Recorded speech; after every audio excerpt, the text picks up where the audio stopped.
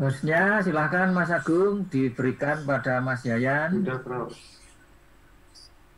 Oh sudah, oke.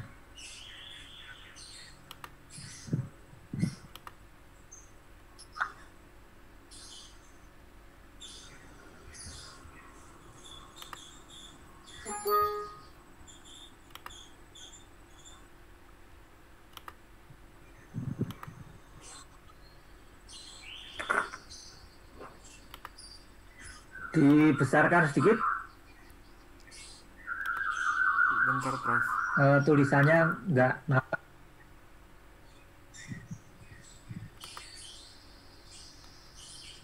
Ada trouble di laptop saya, Prof.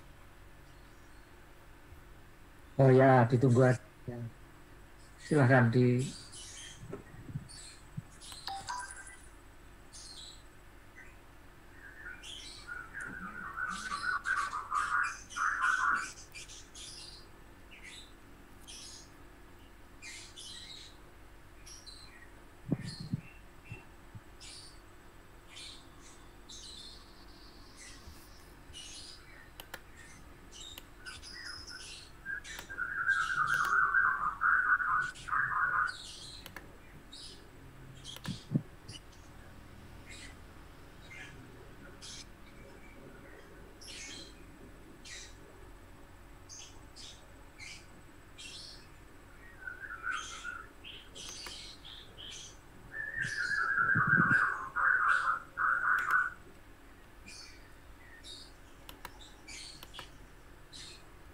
Apa sudah terlihat, Prof? Ya, sudah kelihatan. Nah, tulisannya di. Ya, oke, cukup. Ya, dah. Baik, terima kasih Prof atas waktunya. Di sini saya akan mempresentasikan hasil bab 3 saya, metode evaluasi. Di Judulnya bagian apa Mas Yayan? di sini Judulnya evaluasi apa? pembelajaran e-learning, Prof. Oh ya udah, ya. Di jenis evaluasi kali ini, di mana Silakan. peneliti menggunakan desain penelitian evaluatif dengan pendekatan kuantitatif deskriptif. Desain penelitian ini dipilih dengan pertimbangan untuk mengevaluasi penyelenggaraan e-learning dalam pembelajaran di SMK. Model evaluasi yang digunakan, saya menggunakan model evaluasi CIPP, konteks input, proses, dan produk. Model evaluasi CIPP dipilih karena aspek yang ditinjau dalam model penelitian ini dianggap lebih komprehensif dibanding dengan model evaluasi lainnya.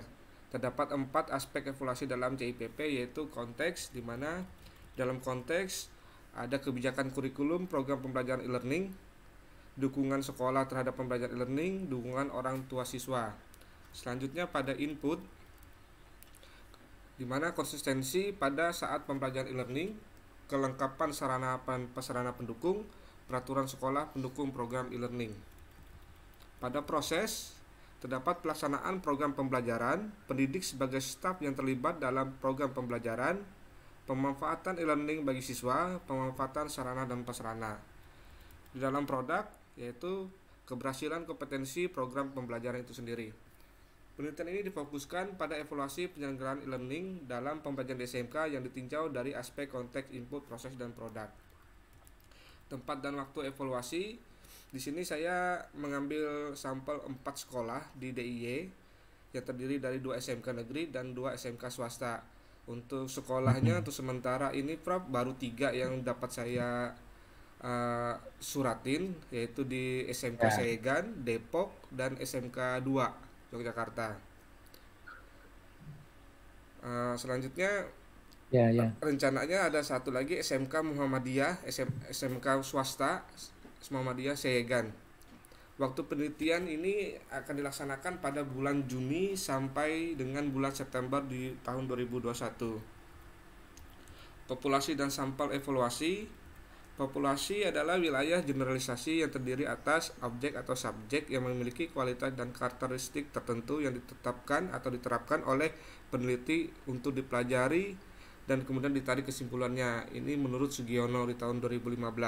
Sedangkan sampel merupakan bagian dari jumlah populasi. Dari banyak model pemilihan sampel yang ada, penulis menggunakan teknik purposing sampling. Menurut Sugiono, Purposive sampling adalah teknik pengambilan sampel sumber data dengan pertimbangan tertentu. Maka dari itu, pertimbangan bahwa terbatasnya jumlah populasi yang ada serta sumber yang dianggap paling tahu tentang pelaksanaan program learning, maka penulis menggunakan teknik tersebut. Pelaksanaan penelitian ini dilaksanakan di SMK Yogyakarta, maka peneliti menyimpulkan populasi dan sampel pada penelitian ini adalah kepala sekolah, bagian humas, dan juga pengurus pelaksanaan e-learning yang ada di sekolah.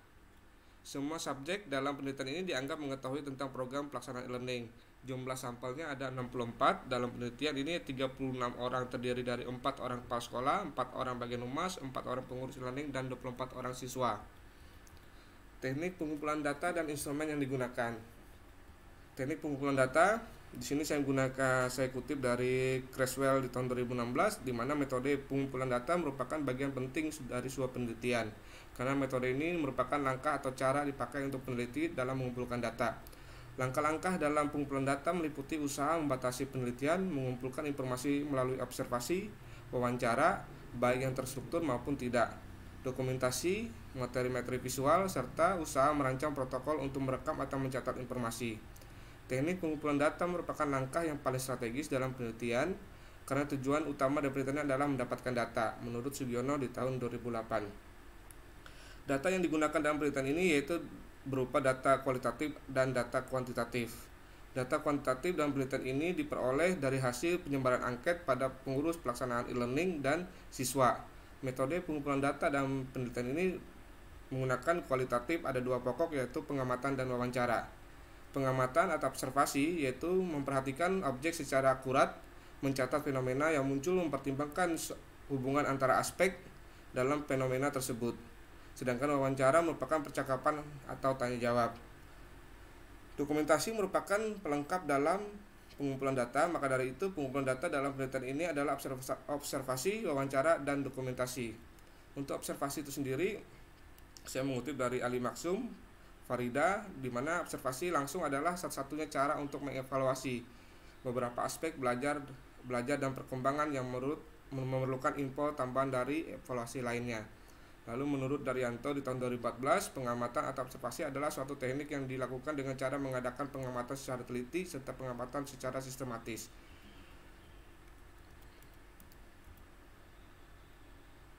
Adapun pengamatan atau observasi partisipatif yaitu peneliti atau pengamat turut serta dalam kegiatan yang dilaksanakan oleh objek, misalnya ikut serta dalam kegiatan pembelajaran e-learning. Sedangkan non-partisipatif, pengamatan atau peneliti tidak ikut dalam bagian pembelajaran e-learning yang sedang diamati. Kemudian peneliti atau pengamat akan mencatat secara teliti dan rinci apa yang diperoleh dari hasil pengamatannya. Selanjutnya wawancara, melaksanakan dengan wawancara, di mana di sini peneliti akan mewawancara atau interview berdasarkan Daryanto, yaitu suatu cara yang digunakan untuk mendapatkan jawaban dari responden dengan jalan tanya jawab. Wawancara yang akan dilakukan hendaknya diawali dengan hubungan baik yang didasari dengan kepercayaan, sehingga pewawancara akan dapat menggali segala informasi yang dibutuhkan dengan jawaban yang terbuka dan objektif. Selanjutnya, secara dokumentasi, di sini dokumen merupakan alat yang digunakan sebagai pelengkap dalam mengumpulkan data peneliti yang dilakukan. Dokumen yang dipakai bisa berupa tulisan pribadi, surat-surat, arsip, dan atau dokumen resmi lainnya. Dokumen tersebut berupa data yang dimiliki oleh SMK mengenai kebijakan dan pelaksanaan e-learning. Selanjutnya, angket. Di sini juga peneliti juga akan melaksanakan dengan angket, yaitu dengan cara memberikan lembar pertanyaan atau pertanyaan tertulis kepada responden dan diberikan respon sesuai dengan permintaan peneliti. Kalau misalkan dalam proses angket ini atau wawancara nanti secara online, mungkin saya akan menggunakan Google Form, Prof. Instrumen peneliti di sini, instrumen saya digunakan menurut Maksum, instrumen pengumpulan data dalam penelitian ini adalah alat yang digunakan untuk meneliti dan memperoleh data yang diperlukan dalam penelitian. Instrumen adalah alat ukur untuk digunakan mengumpulkan data dalam penelitian. Adapun penelitian instrumen pengumpulan data adalah meneliti sendiri atau disebut sumber instrumen. Sedangkan alat yang digunakan diantaranya pedoman observasi dan dokumentasi, wawancara, serta angket. Untuk lebih jelas berikut dipaparkan terkait dengan kisi-kisi dari instrumen pengumpulan data yang akan digunakan dalam penelitian ini. Pedoman observasinya di sini berdasarkan bukti-bukti, mencatat bukti-bukti tentang pelaksanaan e-learning. Lalu pedoman dokumentasi berupa arsip-arsip yang berkaitan dengan program e-learning seperti surat keputusan pengurusan pelaksana, SK dan sebagainya di lokasi terjadinya tempat penelitian. Selanjutnya pedoman wawancara.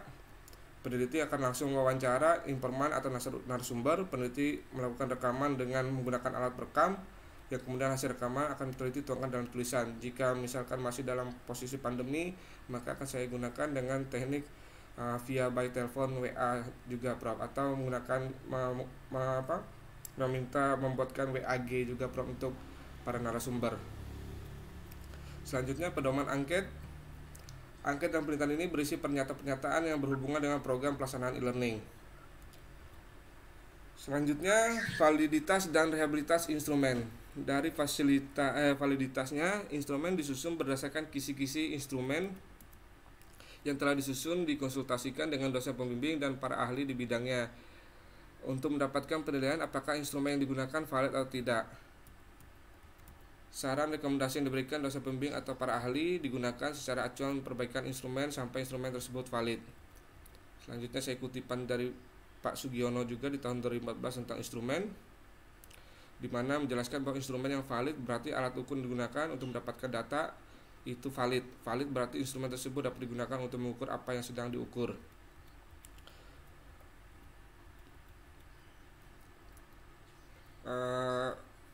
Prosedur perhitungan dilakukan dengan cara menganalisis setiap item dengan skor total korelasi produk momen. Menurut Sugiono 2014, syarat minimum butir soal dianggap memenuhi syarat validitas adalah jika R lebih besar daripada 0,30. Harga korelasi butir soal dengan skor total kurang dari 0,30, maka butir soal dalam instrumen tersebut dinyatakan tidak valid. Begitu pula sebaliknya. Jika harga korelasi butir soal dengan skor total lebih dari sama dengan 0,30, maka butir soal dalam instrumen tersebut dinyatakan valid. Perhitungan analisis validitas instrumen menggunakan bantuan software statistik. Selanjutnya reliabilitasnya. Reliable pada instrumen evaluasi implementasi kurikulum 2013 dari aspek konteks, input, proses, dan produk. Pada penelitian ini dihitung dengan rumus alpha conbat. Perhitungan reliabilitas instrumen menggunakan bantuan software statistik juga. Menurut Pak Sugiono di tahun 2014 menyatakan bahwa instrumen yang reliable adalah instrumen yang bila digunakan beberapa kali untuk mengukur objek yang sama akan menghasilkan data yang sama. Selanjutnya di analisis data. Di sini tujuan penelitian ini adalah mengetahui kesesuaian antara kurikulum yang ada dengan penerapan sekolah dilihat dari kesesuaian aspek CIPP. Data penelitian yang diperoleh selanjutnya dilakukan coding data dan analisis secara deskriptif. Pendeskripsian dan penelitian dilakukan dengan statistik deskriptif, yaitu mengukur dan menyajikan harga median, modus, standar deviasi, tabel distribusi frekuensi, tabel pengkategorian, tabel nilai rata-rata tiap butir soal, diagram distribusi frekuensi, dan diagram pengkategorian. Dengan bantuan software aplikasi statistik dan melalui interpretasi dan distribusi data kelompok yang mencakup banyaknya subjek, peneliti dalam kelompok rata-rata skor skala atau median, modus, simpangan baku, skor skala, skor minimum, dan skor maksimum. Di sini terdapat pengukuran sentral tendensi, di mana pengukuran tendensi ini merupakan pengukuran gejala pusat atau sentral tendensi yang meliputi mean, median, dan mode. Mean merupakan nilai rata-rata dari suatu data yang dihitung dari kelompok data. Median adalah nilai tengah dari kelompok data sebelumnya, sudah disusun dari terkecil hingga yang terbesar. Mode atau modus adalah nilai yang paling sering muncul dari kelompok data. Selanjutnya distribusi frekuensi dengan langkah-langkah sebagai berikut. Menentukan panjang interval kelas dengan rumus yaitu K sama dengan 1 plus 3,3 log N, dan keterangan sebagai berikut. Selanjutnya di sini menghitung rentang data, di mana menghitung rentang data menggunakan rumus rentang data sama dengan skor tertinggi dikurang skor terendah. Menghitung panjang kelas, perhitungan panjang kelas dapat menggunakan rumus panjang kelas sama dengan rentang data dibagi jumlah kelas interval. Diagram distribusi frekuensi. Diagram dibuat agar penyebaran data dalam distribusi frekuensi mudah untuk dibaca. Diagram tersebut berdasarkan data tabel distribusi frekuensi yang telah ditampilkan. Selanjutnya kategori data. Kategori yang digunakan tergantung pada skala analisis data, dilakukan sesuai dengan permasalahan penelitian. Interpretasi rangkuman data kuantitatif di mana kualitatif berdasarkan pada kriteria hasil penelitian menurut Jimari Mardapi di tahun 2008 dibagi menjadi 4, yaitu tabel seperti berikut, yaitu dengan kategori sangat sesuai, sesuai, kurang sesuai, dan tidak sesuai, dan menggunakan rumus seperti ini, Prof.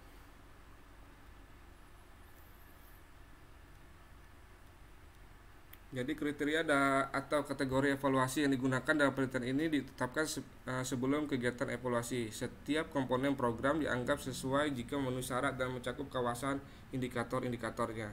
Selanjutnya kriteria keberhasilan. Kriteria sering dimaknai sebagai kata standar atau tolak ukur. Dari kata tersebut kita dapat berasumsi bahwa kriteria adalah sesuatu yang digunakan sebagai standar minimal untuk sesuatu yang diukur. Dalam evaluasi, evaluator perlu membuat satu kriteria agar penilaian dalam evaluasi ada standar yang diinginkan. Keberhasilan dari kata hasil yang artinya sesuai yang dijadikan oleh usaha. Keberhasilan juga bisa dimaknai sebagai kemenangan, namun juga meraih yang namanya keberhasilan haruslah didapat melalui usaha. Jadi kriteria keberhasilan adalah standar dari sebuah hasil yang didapatkan dari sebuah usaha dan keyakinan. Berdasarkan data yang akan diambil dalam evaluasi ini, maka kriteria keberhasilan yang digunakan sesuai dengan evaluasi pembelajaran e-learning. Selanjutnya dalam menentukan hasil evaluasi akan diungkapkan dengan kata-kata istilah bukti-bukti pertanyaan dijawab oleh responden. Jadi ini variabel CIPP-nya berdasarkan konteks input, proses, dan produk dengan beberapa indikator, di mana indikatornya pada konteks yaitu kebijakan kurikulum program learning, lalu dukungan sekolah terhadap pembelajaran e-learning, dukungan orang tua siswa. Selanjutnya pada input, konsistensi pada saat pembelajaran e-learning, kelengkapan sarana-prasarana pendukung, peraturan sekolah.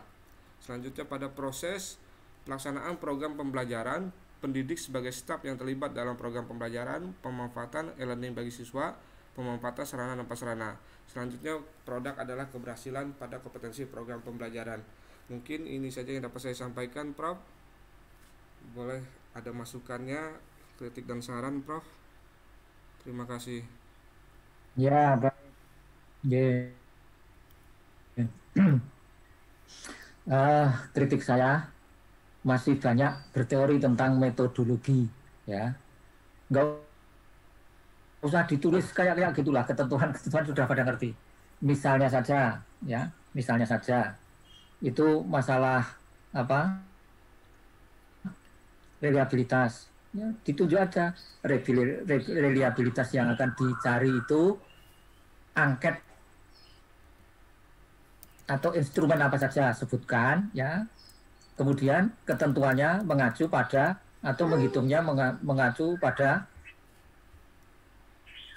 miliknya siapa tadi, Cronbach misalnya, seperti itu. Begitu aja, nggak usah ditulis ya banyak angket gunanya untuk ini instrumen, nggak usah. Tapi angket untuk angket apa, tentang apa, ya, instrumen untuk apa, tentang apa disebutkan.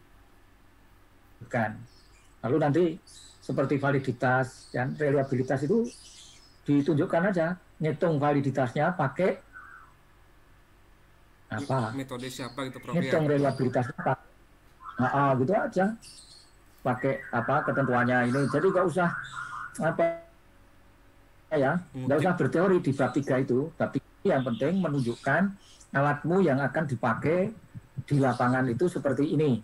Nah ini misalkan ini reliabilitas, ya, reliabilitas instrumennya yang mau dilihat apa saja, untuk instrumen apa ya, ini misalnya ini konteks input proses, ya. Nah itu menurut berdasarkan Alpha Cronbach gitu aja, ya. Ini nggak usah ditulis lagi seperti perhitungan reliabilitas dan lain sebagainya gitu, ya, rumusnya nggak usah ditulis, nggak apa-apa, ya. Yang penting nanti kalau sudah jadi laporan itu hasil reliabilitasnya ditulis, atau secara logika sebelum ke lapangan instrumennya sudah baik. Berarti di bab 3 ini itu sudah memuat hasil reliabilitas maupun validitas. Itu benar seperti itu, ya. Sehingga ke lapangan sudah tinggal jaring data. Nah, itu hal-hal yang apa? Ya, yang penting. Kemudian populasi sampel, ya. Populasi sampelnya itu selain pengelola di 4 sekolahan, ya, pengelola di 4 sekolahan itu apa saja? Ada kepala sekolah, ada guru, mungkin ada kaprodi dan lain sebagainya ditanyakan, ya, ditanya. Kemudian penggunanya juga, tadi saya lihat penggunanya hanya berapa ya, 36 atau berapa tadi sampelnya? 24, Prof. Nah, ini 24. 36, coba dinaikkan sedikit. Nah, oke. Nah, ini siswanya hanya 24 orang siswa. Masing-masing sekolah satu kelas, gitu loh. Satu rambal berarti 36. Masing-masing sekolah satu kelas. Iya, jadi kalau ini ya terlalu kecil. Kalau pengelolanya memang itu, hanya itu, ada 36 barangkali ya. Ini kepala sekolah, bagian humas, terus gurunya nggak ditanya. Oh iya, Prof. Ya, gurunya. Ya, gurunya yang mengajar itu ditanya juga. Ya, guru yang mengajar, ya mungkin ini kepala sekolah, ini bagian humas, gunanya apa bagian humas? Bagian Kalau humas. ditanya. Berarti bagian humas ini maksudnya gini, Prof. Jadi antara sekolah dengan orang tua, Prof. Hubungan antara orang tua dengan iya. Ya, bisa. Nah, selain itu mungkin ini ketua jurusannya, kemudian gurunya itu juga perlu ditanya. Karena ketua jurusan atau kaprodi itu kepanjangan dari kepala sekolah. Instruksi kepala sekolah dilaksanakan nggak sama kajur atau kaprodi. Nah, kaprodi tanya lagi, dilaksanakan nggak oleh guru-gurunya. Nah, itu tadi. Maka pengelola itu ada kepala sekolah, terus mestinya wakil kepala sekolah bidang kurikulumnya atau bidang apa ya, akademiknya. Itu kalau ada, ya, wakil kepala sekolah, wakasek bidang apa? Bidang akademik. Nah, itu kajur dan guru. Nah, jadi nanti bisa melihat betul, ya, e-learning yang ada di sekolah itu bisa dilihat betul. Nah, termasuk orang tua ini, ya, orang tua. Tapi mungkin orang tua sudah diwakili oleh siswanya sendiri, ya, oleh siswanya sendiri. Tapi kebijakannya bisa ditanyakan pada humas tadi. Ya, kalau humas dipakai 4 orang humas ini, ya, itu bisa dilakukan di situ. Nah, itu populasi dan sampelnya, ya. Kalau Iya, misalkan saya kira itu. ini, Prof, maaf, Prof. Hanya fokusnya itu tadi pada instrumen, pada, ya. Kalau misalkan tadi Halo? itu, Prof, iya, Prof. Dari orang tua ini kan biasanya Gimana? ada indikasi dari ekonomi ini, Prof. Jadi kadangkala kan siswa itu banyak tidak mengikuti pembelajaran e-learning karena kuota internet dan sebagainya. Jadi kalau misalkan tidak dimasukkan, apakah ini boleh atau tetap harus dimasukkan, Prof?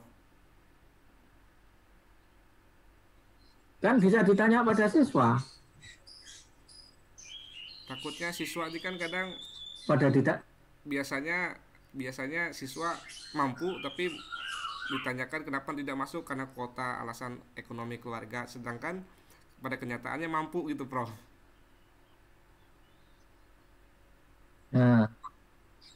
Nah, kalau mau orang tua ditanyakan ya mestinya tidak hanya apa ya, ya mungkin bisa orang tua bisa di random lah, katakanlah bisa di random dari 4 sekolah itu mau diambil berapa orang tuanya. Oh iya, Prof. Bisa juga. Nah, ya kalau ngambil ya tentu saja kalau bisa ya yang orang tuanya itu melek IT, ya paling tidak bisa menggunakan gadgetnya lah, Iya, Prof. paling tidak, sehingga tahu problematikanya. Ya, jadi orang tua bisa mungkin tiap-tiap sekolah diwakili berapa orang gitu. Tapi kalau siswanya sebaiknya satu kelas, karena itu PBM toh, Iya, Prof. ya PBM e-learning. Jadi satu kelas nanti akan ketahuan, akan lebih baik daripada di sampel. Ya, tapi kalau orang tua mungkin bisa disampel orang tua masing-masing sekolah mau berapa, mau 5 orang atau berapa orang, nah, silahkan. Terus tadi tahapan-tahapan evaluasinya sudah jelas, berarti instrumennya menyesuaikan indikator-indikator yang ada di CIPP itu tadi ya. Nah, lalu teknis-teknis analisa datanya juga bisa menyesuaikan ya. Nanti misalnya ini kayaknya data-data yang sifatnya kualitatif muncul enggak ini? Ada wawancara. Ada, Prof. Kalau lihat instrumennya ada wawancara. Ada ya Mas Yayan ya? Ada, Prof. Ada. Kalau ada berarti nanti kan analisa datanya itu ada yang kuantitatif, ada yang kualitatif ya. Yang kuantitatif itu yang data pokoknya, yang kualitatif sebagai pendukungnya.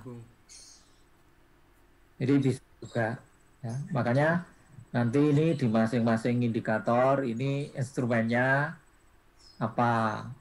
Perlu angket, perlu wawancara, perlu observasi atau dokumentasi ya. Jadi semuanya itu dijelaskan. Angket untuk apa, kepada siapa, tentang apa. Wawancara kepada siapa, tentang apa, di mana ya. Lalu observasi, yang diobservasi apa? PBM-nya e-learning ya. Di mana, kelas berapa dan seterusnya itu jelas ya. Nanti ada instrumennya. Dokumentasi, dokumen tentang apa ya. Di mana, itu juga harus jelas. Jadi yang ditulis di bab 3 itunya yang penting ya.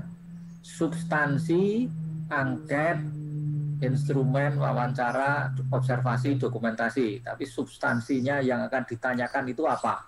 Itu yang perlu ditulis ya di penjelasan tentang instrumen. Baik, saya kira itu. Ini tinggal melengkapi ya. Nanti dilengkapi. Baik, Prof. Terima kasih. Dilengkapi dan dijak ya sesuai dengan masing-masing konteks ya. Maaf, baik, Prof. saya kira itu ya, yang Prof. Maaf, Prof. Mau tanya satu lagi, Prof. Ya. Agak keluar dari konteks. Ya, silakan. Apa-apa? Agak keluar dari konteks nih, Prof. Ini kan jujur sih, Prof, dalam penulisan di bab 1, 2, dan 3 ini kami masih ngambang sih, Prof. Masih ngambang karena masih menunggu SK dari Prodi. Jadi akan tetapi kan kita sudah mengetahui ini, Prof, mengetahui siapa dosen pembimbing kita. Nah, salah satunya kan di saya ini, Prof, dosen pembimbingnya Prof sendiri gitu loh, Prof. Apakah saya harus tetap menunggu SK, Prof, atau gimana, Prof?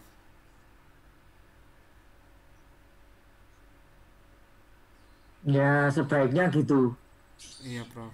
Tapi kalau mau tanya ke saya juga boleh, gitu loh. Oh, iya. Ya.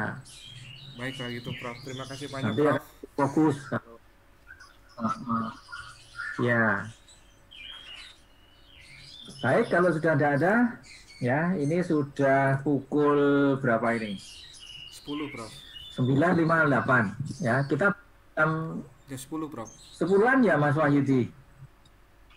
Ya, kalau gitu ya. Ya, Prof.